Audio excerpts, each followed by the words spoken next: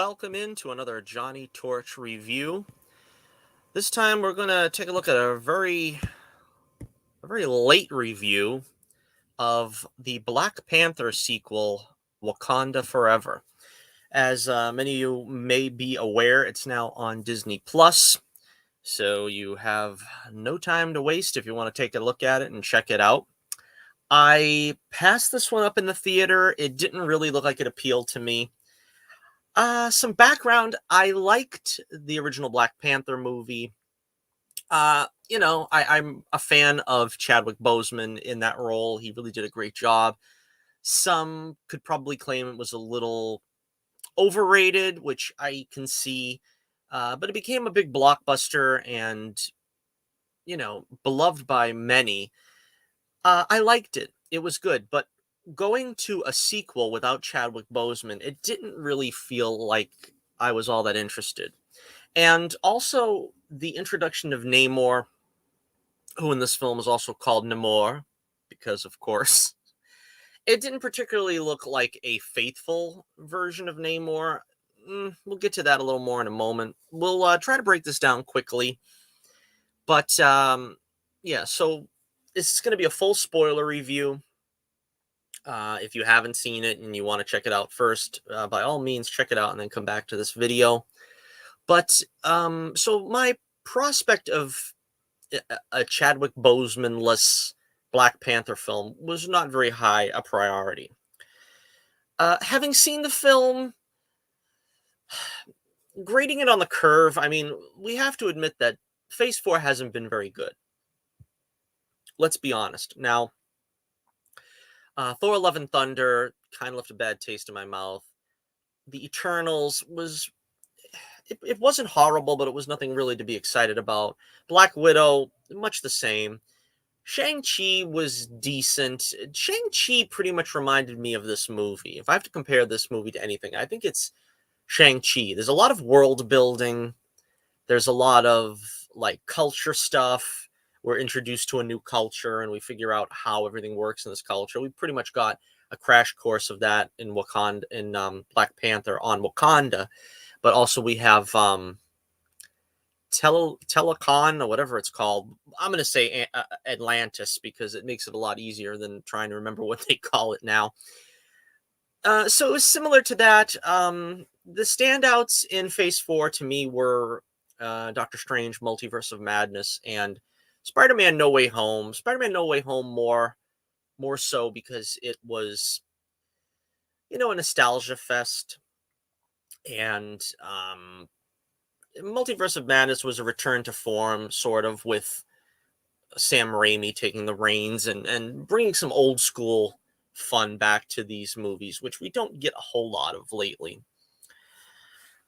Okay, so that's where I stand there. And again, spoiler warning, we're going to go straight into this. Now, they go straight for the beginning with T'Challa's death. He dies off screen, and Shuri is trying to save him, is unable to save him, and he dies of some undisclosed illness. They actually even say this at one point, it's an undisclosed illness. I think it's better that way, because one of the problems I had with Thor: Love and Thunder is introducing cancer into a fictional, a highly stylized world, let's call it that, and saying that with all the alien tech and advanced civilizations and all kinds of other things, there's no cure. It kind of just doesn't work. And so saying an undisclosed illness, it buys them a little breathing room. It gives them a little space. So I understood that. There's no CGI version of Chadwick Boseman, which is, I think, something that was... People, for some reason, didn't want that. They don't like the Beyond the Grave CGI version for some reason. I don't know. In a way, I kind of felt like we needed his presence at some point, but that's taken care of in flashback at the end of the movie. Again, I'm jumping all over the place here. But so Queen Ramonda, I believe that's her name, she's left in charge now of Wakanda after T'Challa's sad passing. And the world wants what Wakanda has, and they want the vibranium, and of course all these political intrigues. Um, Everett Ross is back in it. A character that I did not like in the first film. He was sort of played for cheap laughs, and they still kind of wink at that in this film with the my favorite colonizer or whatever. And it's toned down a little bit here. I think they smartened up and not made him like the dumbest person in the room at all points in the film. He doesn't have that much to do. And that's fine with me, to be honest with you. I think I like the actor. He's okay. But I don't really think he really is necessary to do a Black Panther film, but they used him as best as they could, given that he was in the first film and people would have expected to see him and, what he's doing now. He has a very minute subplot where Julia Louise Dreyfus's character, who is the new head of. That's a good question. What she's ahead of, I don't know. Is it Sword? I can't remember because she's popped up in certain things. Falcon and the Winter Soldier, at the end of Black Widow. So I really haven't paid too close attention to what they're trying to build up with her, but it basically is just Everett Ross is there to sort of facilitate that she's building up some kind of thing in the MCU going forward, and just she sort of uses him. And at the end of the movie, Okoye ends up springing him from jail because when they got what they wanted from him, they sort of want to charge him with treason. So Shuri's trying to find the herb, or a suitable replacement herb for the heart-shaped herb, which is what they call it, I guess, that gives the Black Panther his power. She's not successful with that at the time of T'Challa's passing. At some point, they find Nakia. That's how you pronounce her name, I believe. And she's living in Haiti as a teacher, apparently. And with all this, we also have Riri Williams involved. She's sort of the MacGuffin of the story. Namor wants to kill her because she created a undersea weapon that can be used against his civilization down there because of Julia Louise Dreyfus's snooping around and getting too close. And Namor takes out some of her men at the beginning of the film, and they have some kind of strange siren thing, I guess, siren in the Greek sense, where they hear the sound and like commit suicide by jumping into the water. And this puts Riri Williams on the map for Namor, and he wants to have her taken out.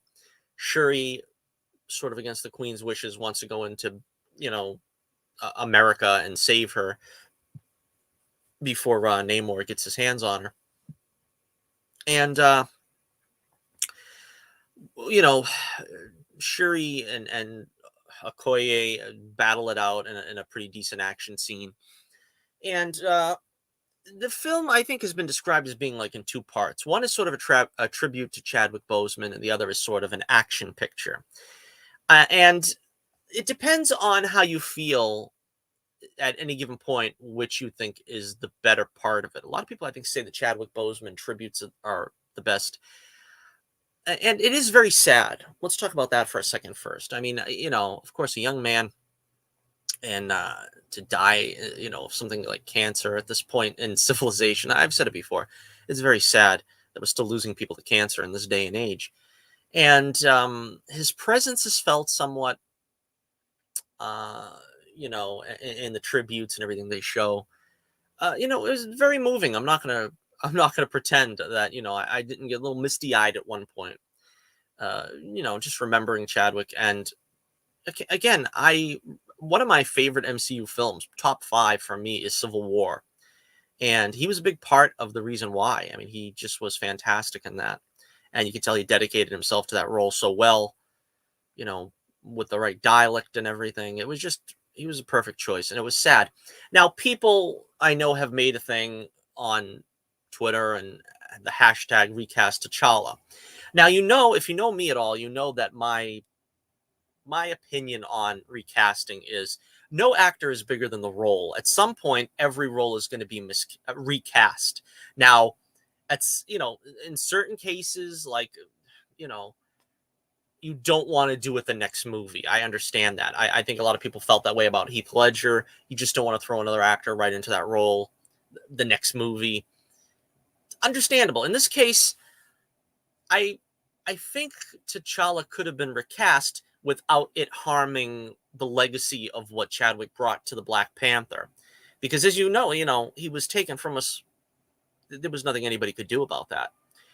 But in this case, I think they did the right thing, because if you're not going to recast Tony Stark and you're not going to recast Steve Rogers, when something real world like this happens, I don't think you recast right away. Now, again, if they had just the philosophy of, we're going to recast when Robert Downey Jr. wants to move on, we're going to recast when Chris Evans wants to move on, that's one thing. They didn't do that. And so with that precedent set that they're not going to recast, I think this was the right move. Now, I think at some point the MCU is either going to fold, because let's face it, all things end. Or what they could do, which I think is what they will do, is probably after Secret War, they're going to introduce some kind of multiverse concept where you're going to have new versions of the beloved characters, like Captain America, Iron Man. Probably something like that will happen at some point. Otherwise, the MCU is going to have to fold under the weight of having no more A and B listers. I mean, let's be honest now. We're on to Riri Williams. Shuri is the Black Panther, and Namor, who, I mean, I don't see him headlining a movie unless it's going to be, something that's going to be a crossover. So, in all honesty, this was probably the right way to go. That's the way I feel about it. Now, okay, so let's talk about Namor, if you will, and the decision to give him Mayan ancestry. I really wasn't a fan of the design. I wasn't a fan of the way he looked. This was sort of they changed his origin somewhat in order to, I think, distance themselves from Aquaman, who had much the same story, if I remember correctly. I think Namor was basically a child of two worlds, born of the sea and born of the surface. And in this one, it's much different. They basically call him a mutant because he's so different from the other Mayan people in his civilization. Now, I thought it was interesting that they made them look Mayan underwater, but they only become blue when they leave and they go to the surface. This is kind of an interesting thing to do here, but I don't really feel it doesn't really feel authentic enough to me. This Namor doing it this way with the thing in the nose and I don't know. They gave him the winged feet, which Shuri basically clipped his wings at one point. But again, I think they kind of had the sort of sanctimoniousness of Namor down, where he's kind of like he's causing trouble and he doesn't really care. You know what I mean? He basically goes to the Wakanda and kills the queen and is like, all right, you guys asked for it, and so that's what you're getting. He's like very hot-headed in that manner. Now, again, they take great pains, I think, in the Stan Lee style to not just paint him as a villain. Now, blood was shed when Nakia rescues Shuri and Riri Williams, and that kind of is what spurs him. So it's a back and forth thing, and I think the decision, which I wasn't expecting this, I forgot all about this, but Michael B. Jordan shows up again in a cameo. Now, when she finally managed to synthesize the heart-shaped herb, she goes to the ancestral planes or whatever they call it, and instead of seeing T'Challa or her mother, she ends up seeing, which of course we're getting all over the place, but Ramonda dies in exceptional fashion there when Namor kills her with like these water grenades, and Ramonda gives her life to save Riri Williams. Angela Bassett really, to me, is the heart of this movie. I think, she's 110% giving her all, which nobody ever doubted. But there is some scenes here. There's one scene in particular where she's talking to Okoye, And Okoye, of course, that's also wonderfully acted by that actress. And where she's basically stripping Okoye of her rank and her position and everything. And it really is heartbreaking. It feels like this is for real. This is the real acting. I mean, it's okay that the other characters are doing this and doing that, and they do a great job. I like Shuri and all that. But that was like the heart of the movie right there. That was the most genuine scene, I think, of them all. Now, as I was saying, when you go back to Killmonger, he's the one that Shuri meets on the plane. Now, they kind of set up this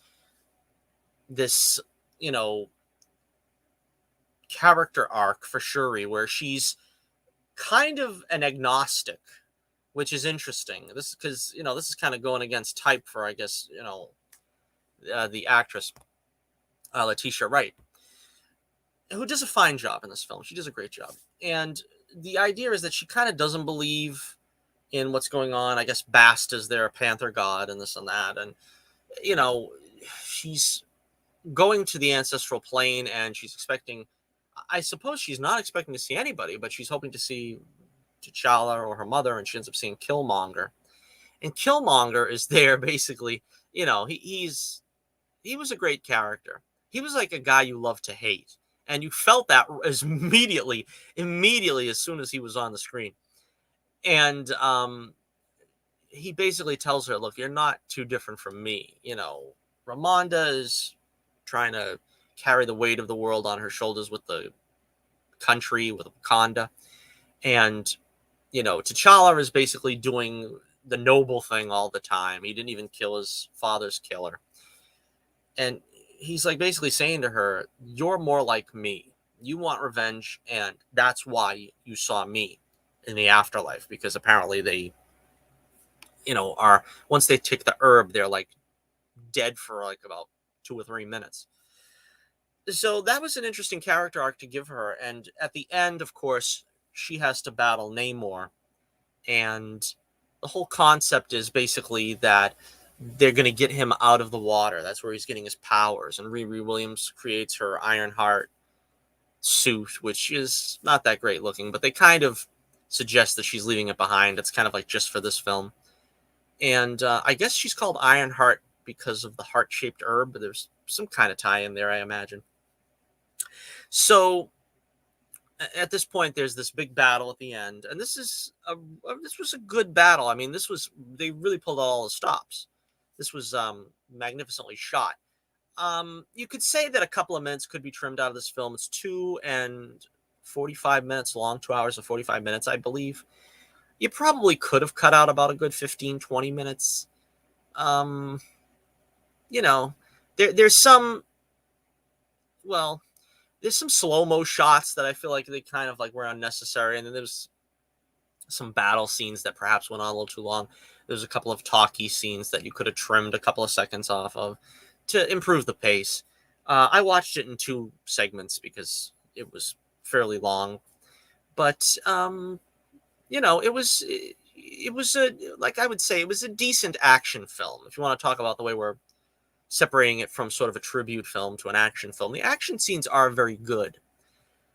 And so, of course, at the end, Shuri decides not to kill Namor because her mother entreats her not to, and she basically becomes the better part of herself.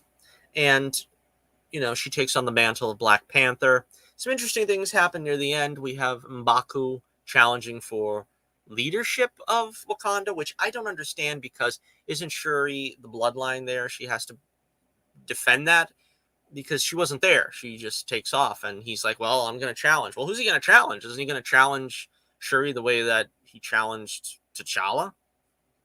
I don't know how that works. That was kind of confusing. Okoye, of course, gets she's very good in this. She gets taken back to her position by Shuri. Shuri gets the mantle of the Black Panther. That was probably, I think, her best scene. Shuri, Letitia Wright, for me, was when she shows up in the Black Panther costume when M'Baku was there and they're all having this powwow. That kind of felt like a superhero entrance. You want to have a good superhero entrance. And some films, they don't do it good enough, or they don't do it well enough. I think they did here in this case.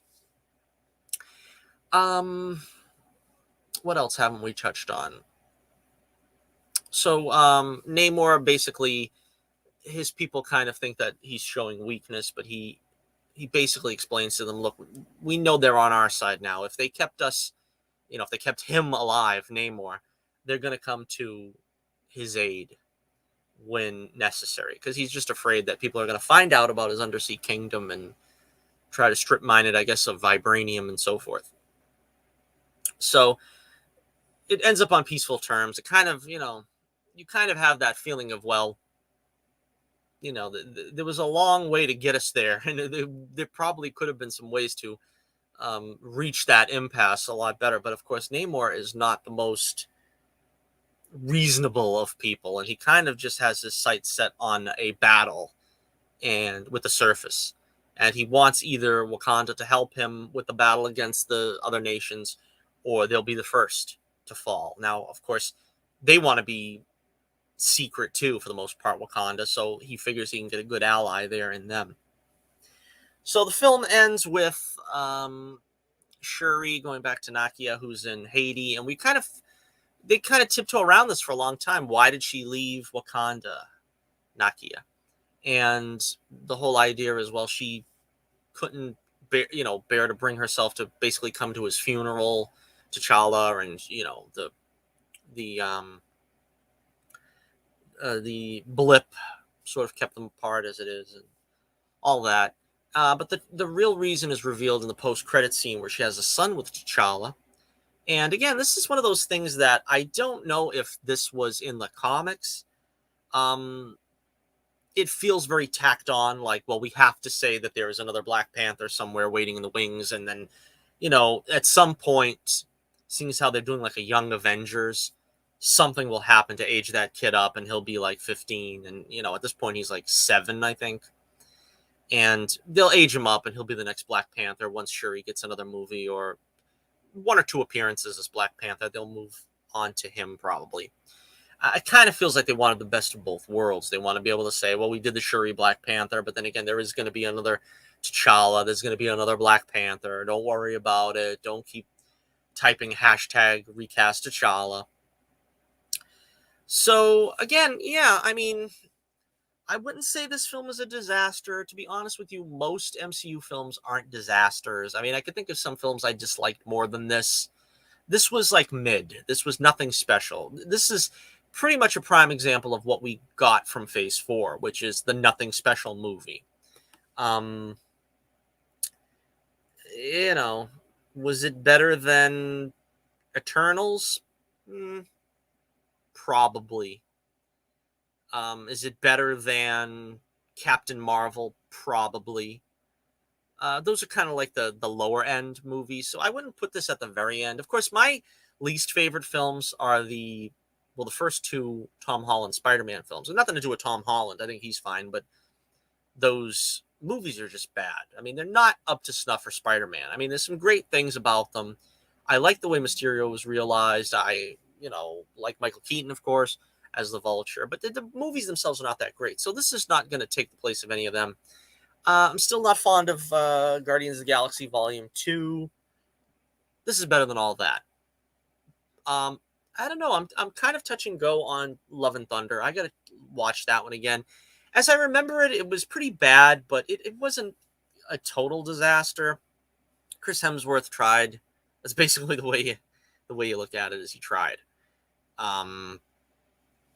This may be better than that. Apart from that, probably all the others are better. All the other MCU films are better. It's kind of on par with Shang-Chi. I might want to watch them both again before I make that determination, which is better. I'd probably say Shang-Chi's a little bit better than this. So it is on the low end, but basically because it's basically a Black Panther film without Chadwick Boseman. Like I said at the beginning, that's kind of what it is, and you can't blame it for that. It's not a bad film by any means, but again, I feel like it's very mid. It doesn't feel like... This is kind of like when you do the the year 2022 and how the films panned out, this is probably on par with Black Adam. And I probably enjoyed Black Adam a little bit more because it had some, it had some color to it. We got Dr. Fate for the first time on the big screen. Hawkeye was pretty good. And, it kind of felt like you got something a little different for your money. This is kind of, like I said, a Black Panther film without Black Panther. Basically we got Shuri at the very end. They do kind of that thing where Shuri is stabbed, like completely pierced to a rock or something, and she still manages to get out of that and continue on. I know she's got the heart-shaped herb or whatever, but again, it kind of feels like, you have to play by the rules. And when superhero movies do this, I kind of feel like the stakes are like so low. I don't know. I wasn't too crazy about that. All right, so I'm going to give Black Panther Wakanda Forever. I think I'm going to give it 3 stars out of 5. 3 stars out of 5.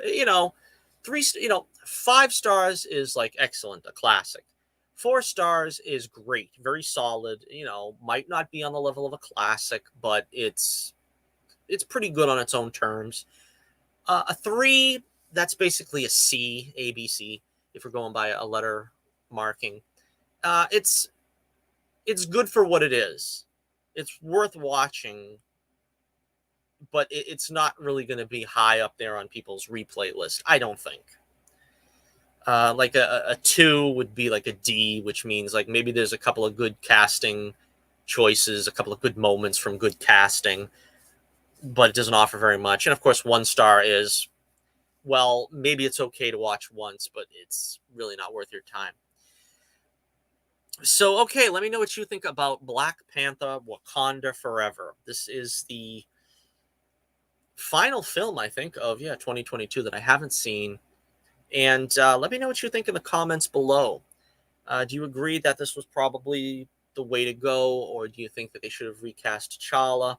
Do you think there is a future for the franchise? Now, the film ends with, of course, Black Panther will return, but do you think there will be a Black Panther 3?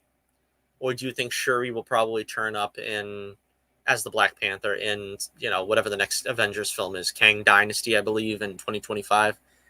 Is that the next time we'll see her? Or they are going to try to continue this and keep the legacy of Black Panther going in solo movies?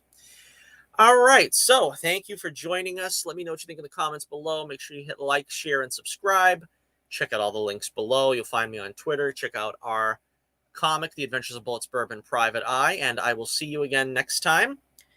And until next we meet, this is Johnnie Torch reminding you once again, keep the flame burning brightly, and I'll be with you again real soon. Wakanda Forever.